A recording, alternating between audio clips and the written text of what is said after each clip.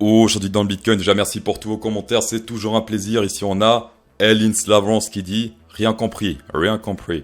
Alors vu ton nom de famille et ton prénom, je vais essayer de m'adapter à toi pour que tu comprennes. C'est parti. Over on Ethereum 4-hour candle, there's a broadening pattern triangle. It can break out at any moment to what's the downside right now. Shocking news. Bien à toi Elinst.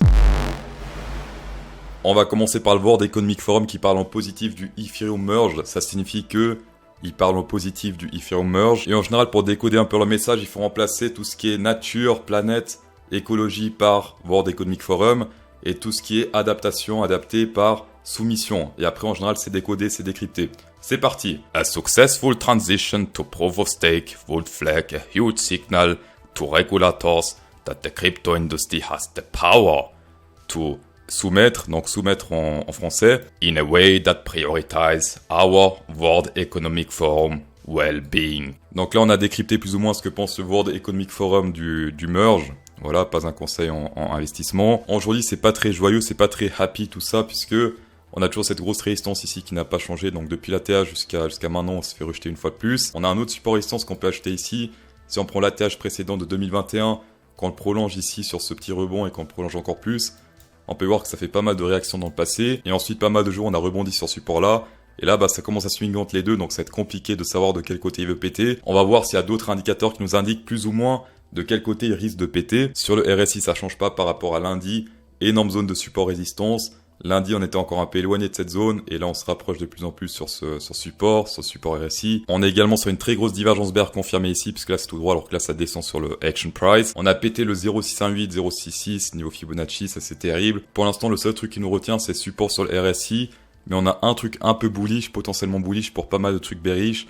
Pour l'instant, c'est les bears qui remportent. En plus, la tendance est baissière. Binance sélection naturelle, il y en a des deux côtés. Surtout au sud, selon moi, avec le Burj Khalifa vers les 15 300. Visuellement, on peut voir que c'est clairement au sud ici, pas mal de pics au sud. On a également au nord, mais c'est plus petit qu'ici au sud. Et sur le très court terme, par contre, on a un petit truc ici vers les 20 000. D'accord, petit pic ici, 20 000. Niveau liquidité, on avait vu que mercredi, pas mal de liquidité au sud ici sur le heatmap. Et aujourd'hui, ça n'a malheureusement pas changé. Au contraire, ça s'est aggravé puisqu'il y a encore plus, on dirait, de rouge à la baisse. Et encore plus de noir ici à la hausse. On a un petit peu de rouge à la hausse jusqu'à environ 20 000 et quelques, 20 200 je dirais de vue comme ça, mais après énormément de liquidité ici au sud. Ici on peut voir le exchange whale ratio, ce qui est un peu négatif puisque durant ce bear market, chaque fois que les whales ont augmenté, ça a suivi au moins d'un dump moyen, d'accord. Ici par exemple ça a monté, petit pic jaune, EMA 7 et après dump. Ici pic jaune, EMA 7 dump, pic jaune dump. Ici également pic jaune dump, ici c'était un mini dump on va dire, d'accord. Et là on est nouveau sur un pic jaune durant ce dump, donc attention, une fois sur deux ça fait des assez gros dumps, ici avec les pics jaunes. On peut voir qu'il y a également pas mal de Bitcoin spot de Coinbase qui ont été mis sur les dérivés de Huobi Global. Et en effet on peut voir qu'ici ça fait un gros pump de Exchange Reserve. Et attention, spot on peut pas shorter, et dérivé on peut short. Donc, enfin voilà, après c'est pas un conseil d'investissement comme d'hab, mais en général si tu passes de spot à dériver avec beaucoup d'argent, c'est pas pour spécialement parier à la hausse. Bitcoin en 4 heures, qu'est-ce qui se passe? Pour l'instant, on repasse en tendance baissière EMA. On est actuellement sur ce support jaune diagonal. Prochain support jaune ici vers les, si on se pète la gueule, autour des 17 175. Le support ici corrèle également avec le support sur le RSI. Et attention, si on fait un petit pump ici, grosse résistance baissière, puisque pour l'instant les bears ont le contrôle. Donc grosse résistance ici sur le RSI vers les 46,38. Également le Chopiness ici est chargé comme on peut le voir, donc il est prêt pour un gros move en 4 heures. Ici il était chargé, gros move en 4 heures. Ici il était assez chargé, joli move quand même ici en 4 heures. Sur le court terme, on peut voir que sur l'open interest, il y a plus en plus d'ordres qui s'ouvrent. Pendant qu'ici, ça fait que baisser, donc attention, il y a des boules qui sont piégées puisque là le prix baisse pendant qu'il y a de plus en plus d'ordres qui s'ouvrent ici. Et comme on peut le voir ici sur le long short account ratio global, ce sont malheureusement des boules. 70%, même 71% de boules ici en long, ça va être très compliqué. Et niveau future spot, on peut voir que les futurs tentent de faire pumper un peu le prix pendant que les spots, eux essayent de... Enfin, ils distribuent à fond, quoi. Là, ça fait que descendre, alors que là, ça monte un petit peu. Pour l'instant, niveau signe de force, c'est compliqué ici sur le court terme. Pour ceux qui sont overrun by Bit, vous pouvez profiter du Ethereum Trading Fiesta ici. Donc, on clique sur le menu.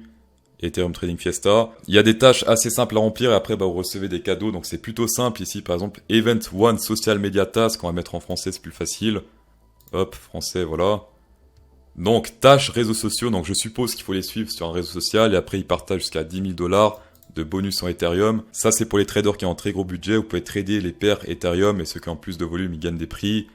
Donc ça, c'est vraiment pour ceux qui ont beaucoup d'argent. Ici, c'est pareil, mais pour les paires non Ethereum. D'accord, donc là, c'est Ethereum et non Ethereum. Vous pouvez participer aux deux. Ici, c'est pareil, mais pour du spot, vous pouvez checker jusqu'à 100 000 $ ici. Dernière tâche à la portée de tous, c'est très facile. Achetez n'importe quel NFT sur le marché NFT Bybit et obtenez 5 $ de bonus Ethereum. Le truc bien sur Bybit, c'est qu'il y a pas mal de NFT qui coûtent 0,01 centime.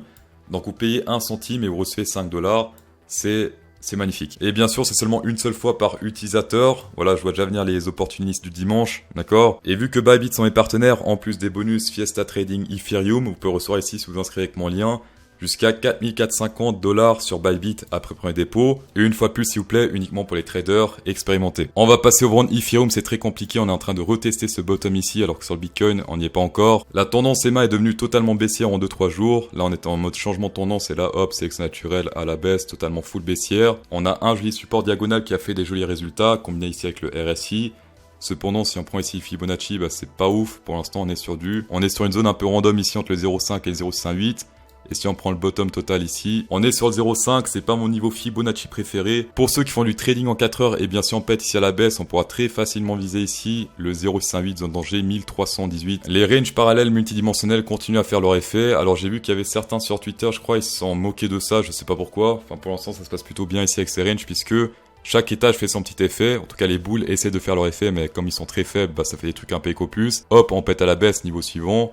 Et là, bah, le niveau suivant, si on pète ça à la baisse, hop, ça se passe ici vers les plus ou moins 1330. Sur le SP500, un support très important à tenir, sinon il va mener le Bitcoin, le Ethereum et tous les cryptos, tout de grave. Donc très important de tenir ce support rouge ici. Si on prend le Fibonacci, on est pile dans la zone danger, donc également zone très importante à tenir. Et si on pète ça à la baisse, eh bien on peut très facilement descendre ici, comme dit mercredi, jusqu'à environ 3639. Ça peut faire très mal pour le SP500, pour les cryptos et pour tout le stock market en général. Mais on a quand même pas mal de support ici. Là, c'est vraiment le dernier niveau de support. Après, c'est tout de grande, quoi. On n'oublie pas ici les mâts roses, les mâts du hasard, les mâts 666, le hasard qui a également fait son effet ici durant pas mal de semaines. Dans tous les cas, merci d'avoir checké cette vidéo, c'est toujours un plaisir. Spécial go 10% de rabais avec CryptoSauce10, tapez dedans.